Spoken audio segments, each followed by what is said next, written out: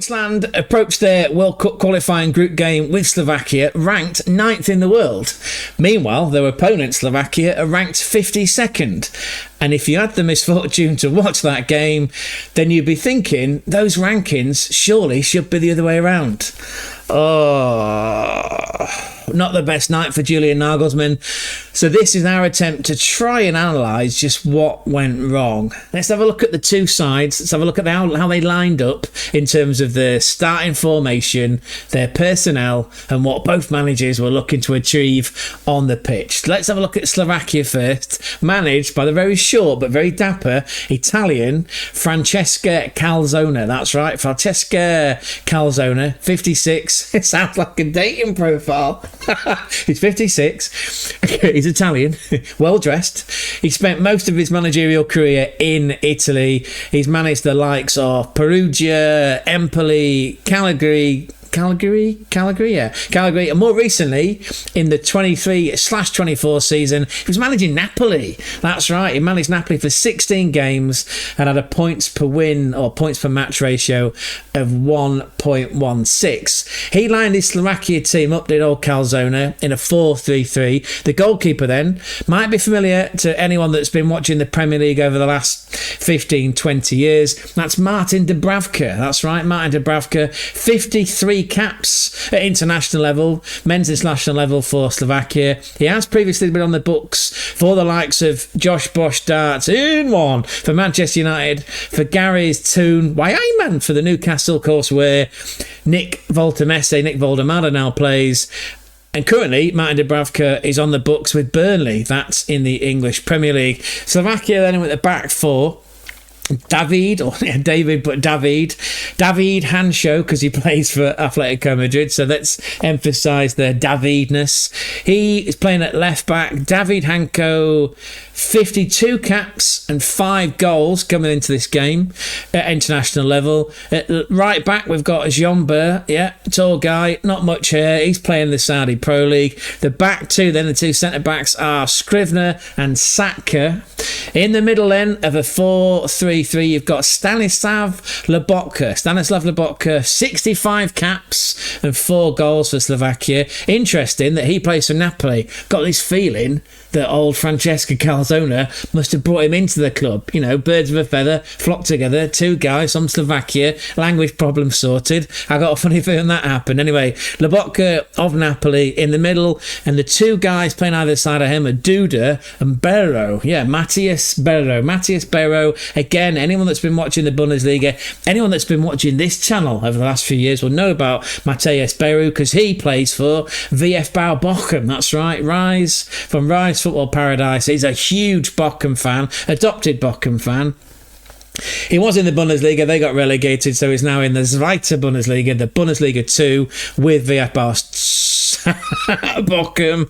And then the front three, an incredible young lad at left wing, not Leo Sayer, but Leo Sayer. Yeah, Leo Sayer, left wing. I've butchered that joke, but we'll come back to it another day. Absolutely, he was on the left, only 17. On the right was Duris, not playing under Duress, but Duris. And in the middle was David, I'm not going to call him David Strelec. David Strelec, he is only 24 years of age.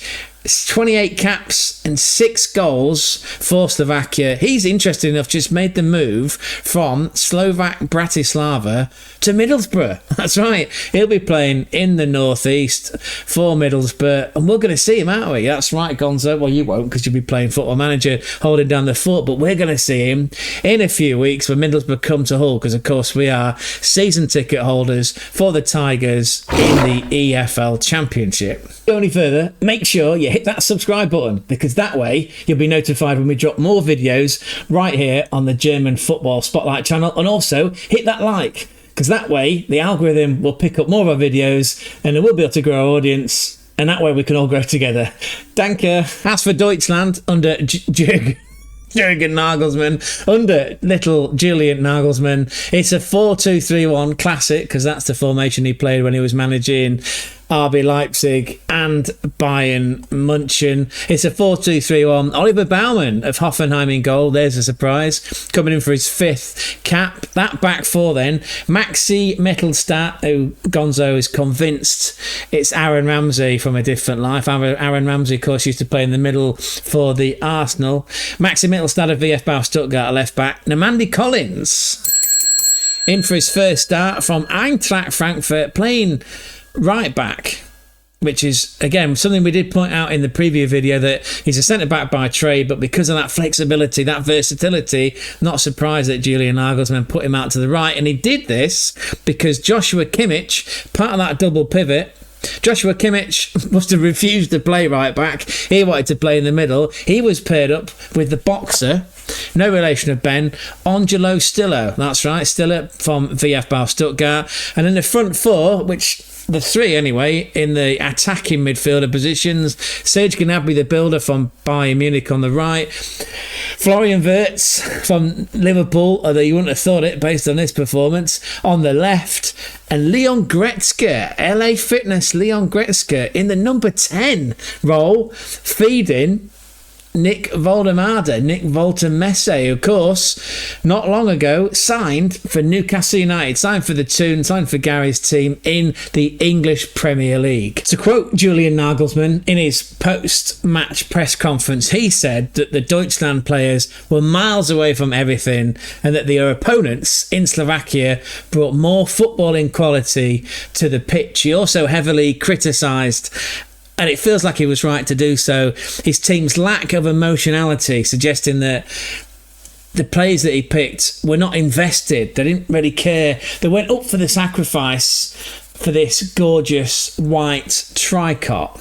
He also went on to say that, he hasn't got 150 Deutschland players to pick from. I mean, the irony is he's probably got more like 150,000 that he can pick from. I suppose the point he was trying to make is that key players that he would have selected, well, he couldn't because they're out of injuries. And we can go through them. Again, I'm not trying to defend Julian Nagelsmann at this point in time. I'm just trying to make the point. I mean, it's an objectionality, right? Or it's objective thinking, in that he couldn't pick goalkeeper Marc-Andre ter Stegen. Couldn't pick ter Stegen because he's been out injured for quite a while and he's still in rehab. Jamal Musiala, of course, as we all know, is still suffering after that 50-50 collision with Donnarumma in the FIFA Club World Cup. Kai Havertz is recovering from an operation, as is Tom Bischoff from FC Bayern Munich. Tim Kleindienst, his talisman, the guy that has been scoring bagloads of goals previously for Heidenheim and last season for Mönchengladbach. He's out injured, and of course there's no Nico Schlotterbeck. Could have picked his older brother Kevin from Augsburg, but he didn't, and he can't pick Nico Schlotterbeck because, again, he's recovering. Some omissions then from the squad. Julian Nagelsmann chose not to pick Robin Gosens, an experienced wing-back playing for Fiorentina in Serie A. Chose not to pick Robin Gosens. Didn't pick Thilo Kehrer, versatile defender. He plays for AS Monaco, so it's interesting that he's playing alongside former FC Bayern Munich defender Eric Dyer and former Bayer Leverkusen goalkeeper Hidreki. Didn't pick Felix Nemetja, midfielder from Dortmund. Didn't pick Dennis Undav. He's injured, to be fair. And then Johnny Burkhardt, despite playing he's played 90 minutes, or he's played two games for Deutschland over the summer, didn't get in that squad either. Interesting that Nagelsmann chose to pick fresh faces, but they didn't really work out, did they? He picked Paul Nebel but didn't really give him a go. Namandi Collins only playing for half, which was baffling, really. And then when he did bring on David Raum in the replacement for Namandi Collins, he had to switch his system around anyway, because David Raum, with all them fucking tattoos of his legs and his arms, he's a left back. So he then switches round with Maxi Mittelstadt, who is a left back by trade. He then ends up on the right hand side because, of course, Joshua Kimmich has gone, no, in that arm wrestle, no, I'm not playing there, I want to play in that double pivot. Again, he did pick Angelo Stillo, who didn't really offer that much, to be fair, going forward. And I feel sorry for Nick Woldemese, because he didn't get the service from Florian Wirtz, who, let's be honest, Florian Wirtz is struggling to adapt to the pace, but the physicality, the physical nature of the English Premier League, struggling to adapt to that and to the pace of it. Again, Florian Wirtz is used to being this big fish in a small pond in the Bundesliga. He's come across to the Premier League, and again, Wolves just hit pause for a second. Stop the bus. I want to get off. I'm not saying that the Bundesliga is an inferior product to the Premier League or the other way around, that the Premier League's better. My only point is it's a different tempo, different physicality. There were different requirements to play in the Premier League, and to defend Florian Wirtz, he's still adapting to that. It looks like he's being used more as a water boy, carrying on drinks, than he is actually getting game time for Liverpool, actually making an impact. Anyway, he was gash, right? I'm not going to sugarcoat that one. This was the worst we've ever seen Florian Wirtz play. He had a few moments, and I say they were pretty rare, because most of the time he lost the fucking ball, but he wasn't really providing Nick Woldemese with a service, which again is what I feel sorry for him for. The best combinations for Deutschland in this entire game came from deep crosses from the right-hand side from Serge Gnabry, from the builder, and actually Maxi Mittelstadt, when he was allowed to go forward and put those crosses in. Again, first half, Maxi Mittelstadt, brilliant. It's at the second half when Julian Nagelsmann decides to yank off Nemandi Collins. He swaps in for David Ram, and again, as we've said, they had to switch sides, so Maxi Mittelstadt's now playing. I mean, he has got a right foot, right? Because if he didn't, he'd be falling over, but his favourite foot is his left foot, but it did seem to unbalance the team. Anyway, let's have a look at the events as the match played out. The goal, when it did come, was just before half time, and as we say a lot on this channel, that's always an horrible time, and it's a horrible time to concede because it punches the fucking morale out of your team. And as a manager, and in this instance for Julian Nagelsmann, he's got to adjust his team talk, right? Because his team talk might have been something along the lines of, look, you were slow, you were lethargic, tighten up a little bit, let's wake up, we can go again, we can come out, let's just pretend that first half didn't exist, let's come out again, we can win the second half, and actually that means we would win the game overall. But all of a sudden, 1-0 down, he's got to dig deep, and he's got to motivate his players to come back, because now they've got to get a goal back, and then they've got to get another one to win. And again, just putting that in context, there's only 4 international teams in this Group A. There's Deutschland, there's Slovakia, there's Northern Ireland, which of course Deutschland are playing at home on Sunday, the 7th of September. They're playing at FC Cole at the beautifully titled Mungersdorfer Stadium. That's on Sunday against Northern Ireland, and the only other team is Luxembourg, right? So you would think, on paper, Germany are going to win every single game. All right, they might drop a point away in Northern Ireland, but they're going to win pretty much every other game, right? And they're going to be in the box seat. And the point is, you have to be in the box seat because only one team gets automatically put through to the World Cup finals in 2026 in USA, Canada and Mexico. The other teams end up in a playoff, and I believe that is in around about March time. You don't want that, right? You want to focus the players' minds to win the group. Anyway, so that team talk's got to change because it's 1-0 down.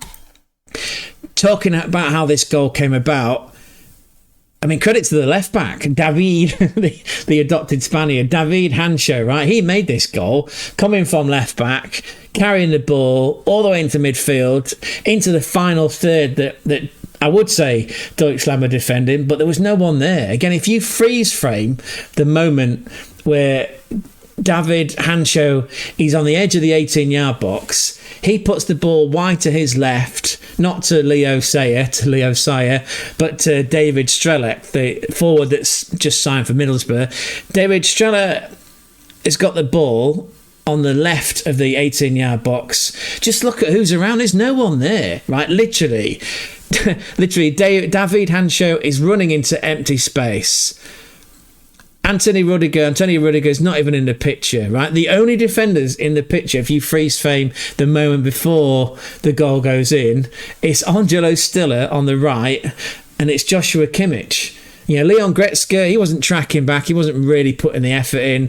I say Rudiger was completely nowhere Jonathan Tah, sort of, you just about see him try and make a block, but the Deutschland defence was all at sea.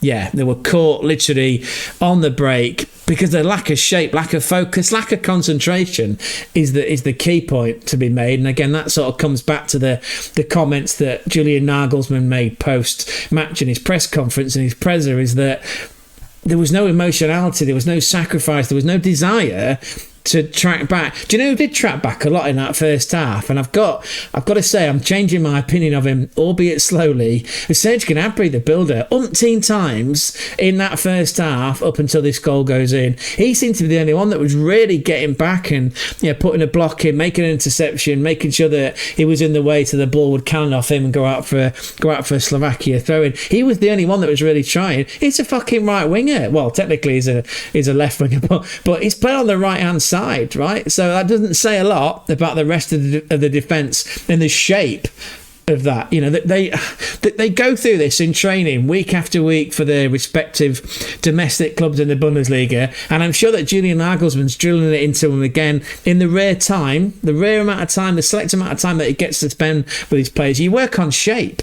patterns of play, shape. There was no shape to this defence. Again, all credit to the left back, David Henshaw, for starting that move, picking out a pass, and then having the desire to get into the box where there was no one there to mark him, and he just sweeps the ball in under Oliver Baumann, who can do nothing about it, and it's 1-0. Yeah, there were 2 minutes of extra time added on in that first half, but as the FootMob AI bot will tell you, that first half ends with a deficit. So again, Julian Nagelsmann's got to go into that dressing room and make some changes. He does make some changes, and we've already talked about it in this video. He did bring off Nemanja Collins, which was harsh, really, because this is his debut at international level. Okay, Slovakia. To be fair, we're jumping around again. They did beat Deutschland 2-0, but they're not. It's not like. Well, they're 52nd in the world. That's all you need to know, really. It's not like it was a World Cup finals, not like it was a Euro finals, not like it was another competitive team from mainland Europe, right? It wasn't England, it wasn't France, wasn't Italy, wasn't Spain, Slovakia, right? So actually, the thinking on behalf of Julian Nagelsmann is, right, if I'm going to blood you in, because I want you to be part of this squad going forward, I want you to be part of our World Cup final squad, I'll play against Slovakia, see how you get on. And I thought, there were times when he lost the ball. Everyone lost the ball. Fucking hell. Florian Wirtz was the biggest offender for losing the ball, and he's just been transferred to Liverpool FC for an outrageous amount of money. Anyway, Nemanja Collins gets yanked off at hard time. David Ram had all them tattoos, comes on, but of course David Ram has got a left foot. So that means that him and Maxi Mittelstadt have got to swap over. And actually, you could argue, and this happens to Hull City a lot, and we know, I can speak on first-hand account about this, that whistle goes at half-time at the MKM Stadium, and Hull City is still in the dressing room. They very rarely come out. If you plot it on a graph, look at the percentage of goals that Hull City concede just after they kick off in the second half, especially if they don't kick off. It's pretty high. This move had a hint of old school up and under Wimbledon, AFC Wimbledon. Well, actually, before AFC Wimbledon, OG Wimbledon. The crazy gang: Vinnie Jones, Laurie Sanchez, Dennis Wise, Fashanu, classic. Norbert Jean-Bear, the guy that's playing the Saudi Pro League, long ball over the top again, as you would expect from a Julian Nagelsmann team, from a Deutschland team, in a 4-2-3-1. They're playing a high line, caught out, absolutely caught out. Ball goes over the top. David Strelec involved in the action again, takes it down. There's another guy breaking to the middle. It wasn't young Leo Sayer, forget who the other guy was. Anyway, which is clever because that run then draws the other defenders towards him. So you've got a situation now where David Strelec is inside the 18-yard box. The only person he's got for any sort of company is Antonio Rudiger, who's way off the pace. He's in the wrong position. He hasn't got any backup. And Strelec, it's a highly intelligent piece of play, puts the ball onto his left foot and curls it, almost like Ritson Doan for Eintracht Frankfurt. He scored a brace. Well, one of his goals, by the way, against TSG Hoffenheim was just chef's kiss. Go and check that one out on Ask Jeeves. Yeah, Strelec, ball, left foot, kills it, top bins, no chance for Oliver Baumann. It's 2-0. It's 2-0 to Slovakia, rated 52nd in the world. There were some changes then that Julian Nagelsmann is forced into. Angelo Stiller, the boxer, he goes off, brought on by Nadim Amiri. Didn't really do a great deal. There was a free kick that I recall he had. That actually, I didn't even get over the wall, did it? He hit the wall and it bounced back out. And Kimmich should be taking the free kicks. He takes enough corners right on left and right.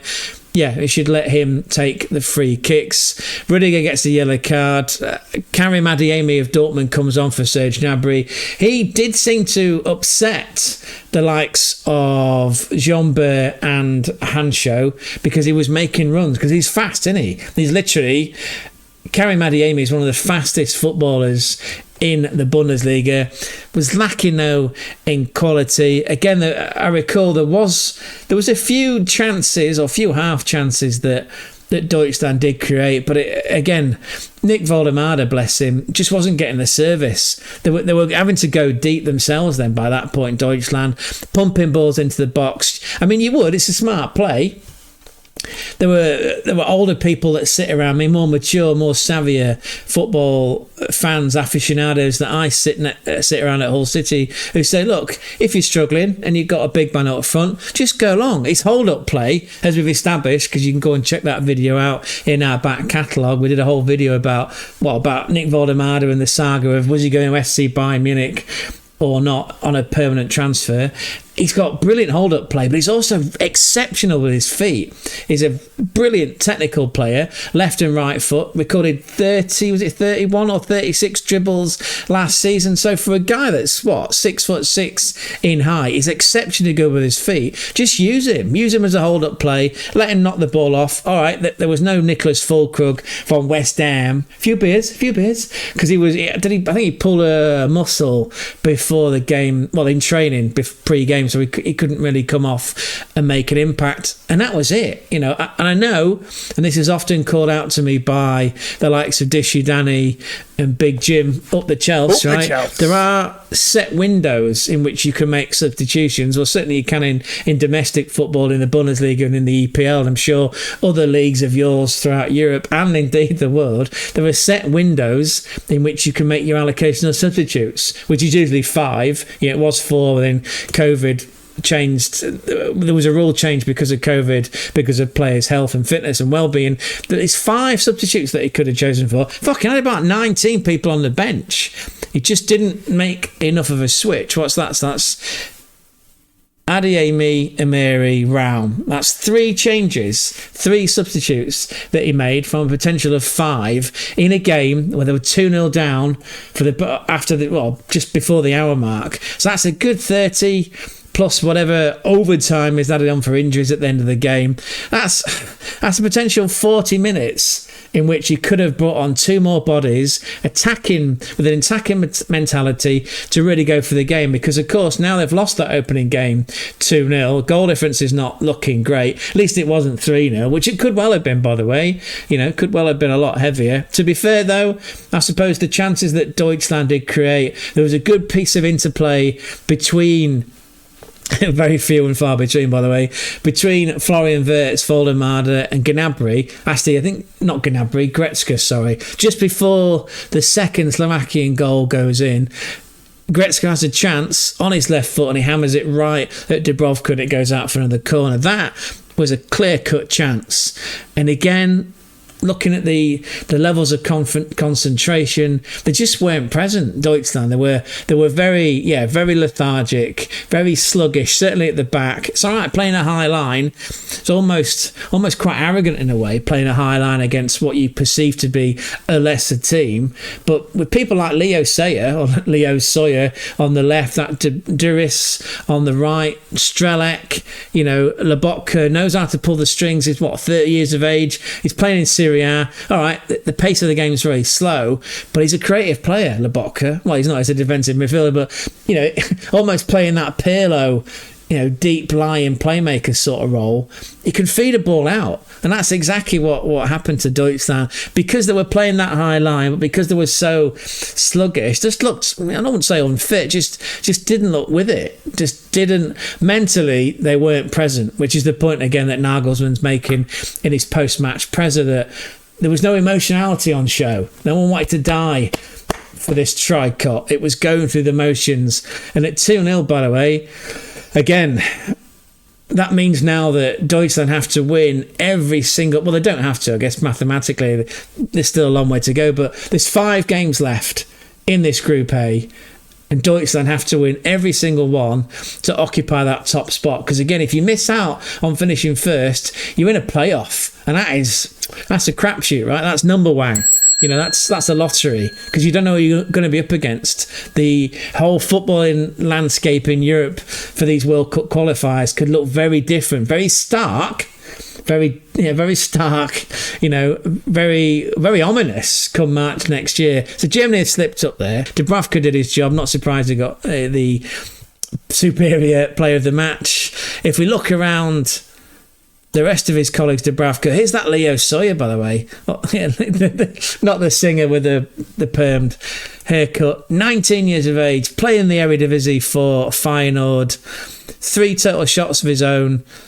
25 touches, 5 in the opponent's box. He did seem to cream Nemandi Collins in that first half. So on reflection, and it's not surprising that he was taken off. But it happened to David Raum, didn't it? It happened in the UEFA Nations League play-out games, or the round of games to get to the semi-finals, which of course were being were being hosted by Deutschland. We went to the semi-final against Portugal. But prior to that, there were 2 games, effectively knockout games, against Italy. And in the game in Milan at the Giuseppe Meazza, or the San Siro, Nagelsmann pulled off David Raum at half-time because he was getting torn apart. And that's exactly what's happened to Nemandi Collins. So it's interesting then that, from a game management point of view, or just from fielding a first 11, some more analysis needs to be done. I know that Julian Nagelsmann's got banks and banks and banks of data, smart people like a Danny Roll, even though Danny Roll's not there because he was managing Sheffield Wednesday, but data analysts that can look and identify areas of weakness for different players. But I'm not going to shit too much on Nemandi Collins. That's his first 45 competitive minutes, competitive at international level for his national team. Celebrate that, He'll go away, analyse it himself and look at what he could do better. Anyway, this young lad, Leo Sawyer, absolutely ripped him apart. And 7.4, that's a bit harsh. Seems like he was worth more like an 8.4. Anyway, Maxi Mittelstadt, I felt he was Deutschland's best player on the park. The left back who ended up playing the second half at right back, he played a full 90 minutes, did have a shot, which again we've talked about because Dubravka saved it. Created 2 chances, which is probably 2 more than Florian Wirtz. 93 touches, 7 in the opponent's box, 6 passes into the final third. Antonio Rudiger spent most of that game chasing shadows. He was out of position. He looked like a guy that probably needs a bit of a break. And again, we can come back to the point that Vincent Kompany's facing, because a lot of his FC Bayern Munich players, well, the entire squad to be fair, were playing in the FIFA Club World Cup, right? They played the 3 group games, played a couple of knockout games. All right, they are sent packing in the quarterfinals by Paris Saint-Germain, but there's no downtime because then they play 3 friendlies against tough opponents. Off the top of my head, Grasshopper Zurich, which they won 2-1. They played Spurs 4-0. They play Olympique Lyonnais 2-1. Then they play the Super Cup, Das German Super Cup renamed to commemorate the life of Franz Beckenbauer. Then it's the DFB Pokal, which they just about scrape a 3-2 win. So his players have not really had much of a break. The same sentiment can be applied to a lot of fussball clubs, a lot of players these days. There's just a lot of football being played. There's very little downtime. Antonio Rudiger, Real Madrid, got all the way through to the semi-final of the FIFA Club World Cup. They've come back. They've played some more friendlies. They've been around the world because, of course, Real Madrid is financially, commercially, and in terms of its social media footprint, the biggest fussball club on the entire planet. Sorry, Danny. Sorry, Liam, because obviously you're going to be waving the flag for FC Bayern Munich. But just in terms of headspace, it's a massive club. So you don't get any breaks because you're constantly going around the world playing football. So I suppose, to come to his defence, not that he did much of it in that 90 minutes against Slovakia, it's probably knackered, Rudiger. But yeah, he did spend most of that game out of position, chasing shadows. Again, look at that first goal. Look at that goal from David Hancho. When the ball does break into the box and the guy has the shot, Rudiger, he sticks a cursory foot out. There's no commitment there, no passion, no emotionality. Again, Julian Nagelsmann with fine analytical, hopefully motivating words in his post-match presser. Yeah, Anthony Rudiger, 6.2, 90 minutes played. He had a shot, it was a header, but it was tame and it went far and wide of Dubravka's post. Florian Wirtz, again, outrageous fucking transfer to Liverpool all summer. 69 touches, 5 in the opponent's box, dispossessed twice. There must be a stat identifying how many times he lost the ball. I lost most of it. Lost the most duels in the match, which was 8. So, yeah, not exactly covering himself in glory. What he needs is some regular game time at Liverpool, which he will get, but he also needs to, I'd say, toughen up. That sounds like the words of a mother, you know, the acerbic words of a mother from the northeast of England. Toughen up, sunshine. That's what he kind of needs, right? It'd be northwest, right? Because obviously Liverpool, Merseyside's in the northwest. Yeah, he needs to physically toughen up and just go out and watch more games in the Premier League. Yeah, watch more games, son. Get used to the pace, because yeah, you didn't offer much in that game. So it's going to be a case of going back to the drawing board for Julian Nagelsmann. That's when Deutschland host Northern Ireland in Köln at the Mungersdorfer on Sunday, September 7th. It looks like he's going to have to make some changes to that starting 11.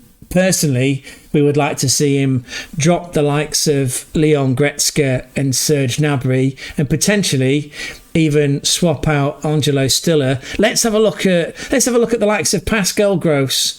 Let's even take out Florian Wirtz. Let's give Karim Adeyemi a start on the left. Let's see Jamie Llewellyn on the right instead. And actually, if Füllkrug is fit, what about starting him up front? Or what about playing Nick Voldemade as a 10 and putting Füllkrug in as a number 9? That would be an interesting, a different balance to the starting 11 for sure. Let's remind ourselves that Deutschland are ranked 9th in the world. That's according to FIFA. They've just been beaten by a team ranked 43 places lower to them. Not just beaten, by the way, 2-0. You know, it's a rare clean sheet for Slovakia, and by the way, that's the first time in 9 years that Slovakia have got the wood over Deutschland. Yeah, last time that Slovakia beat Deutschland was 3-1. That was actually on home soil again in Bratislava. It's 3-1 in May 2016. As for Deutschland, that's the first time they've ever lost a World Cup qualifying opening game. And actually, it's only the 52nd away game in World Cup qualifiers.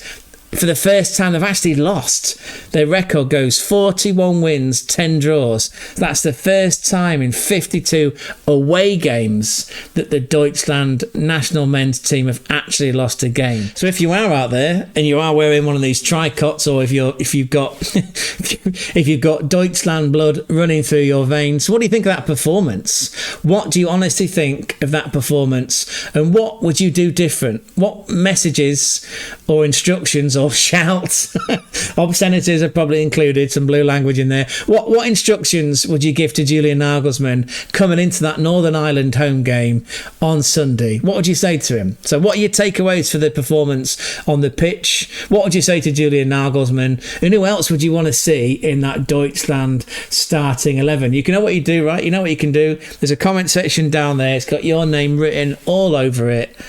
And of course, if you could have a think about, but don't think too long, please smash that like button, hit the subscribe, and spread the word about the channel when you're out and about and in with a shout, because that'll help us grow.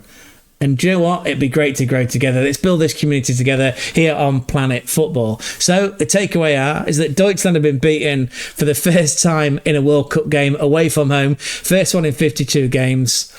That means that they've got to win pretty much every other game that they've got left in these World Cup qualifying games. There's 5 games left. Of course, Northern Ireland are now in the box seat. Northern Ireland are top of Group A, having beaten Luxembourg 2-0. That'll be an interesting game on Sunday, because we'll get to benchmark where the two teams are. We'll get to see, well, will we get to see a new look Deutschland team? I'm very interested to see that one. Anyway, if you got this final video, thank you so much. It means so much to Gonzo and I. And if you've enjoyed this content, don't forget, there's more videos up here. Here's a link to a playlist from all of our Bundesliga videos to date. Enjoy. We're going now. Auf Wiedersehen. Ciao, ciao, ciao.